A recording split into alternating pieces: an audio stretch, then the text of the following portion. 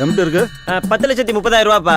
Note படி எம்பிட்டு இருக்கு? 10,70,000 40,000 ரூபா ஷார்டேஜா? யாரும் வெளியே போக கூடாது, எல்லாம் அப்படியே பாருங்க. அப்பா அதான் 10 லட்சம் ரூபா வந்துருச்சுல, கேவலம் 40,000 போய் கணக்கு பார்த்துக்கிட்டு இருக்கீங்க. டேய், இது என்ன ஓசியில் வருதுன்னு நினைச்சியா? அடுத்த வாரமே திருப்பி செய்யணும்டா. எனக்கு செஞ்ச எனக்கு என்னமோ உண்மையிலதான் டவுட்டா இருக்கு. எந்திரடா. அப்பா நான் உங்க புள்ள. அதான சந்தேகமா இருக்கு. எந்திரடா. அப்பா எந்திரடா. மகன் சொல்லிட்டு சொந்த வீட்லயே ஆட்டையை போட்டுருவான். சொந்த வீட்டுல ஆட்டையை போடாம பின்ன சூஸ் பேங்க்ல ஆட்டையை போடுவாங்க. வாத்தியார் மகனே, என்னங்கப்பா? தொடைக்கடியில எதுக்குடா காசை சொருவுறா? தொடக்கல நான் எங்க என்ன பங்கு மாட்டிக்கிட்ட பங்கு. டேய், எப்ப பார்த்தாலும் எல்லாரும் சேர்ந்து எனக்கு திருட்டு பட்டம் கட்டலான்னு பாக்குறீங்களா? கரூர் செந்தில் பாலாஜி 2 நாளா எல்லா பக்கமும் ஓடிடுச்சு. இன்னைக்கு நம்ம கடைக்கு மாசம் 40 to 50,000 ரூபாய் நீங்க கொடுக்கணும்ட்டாங்க.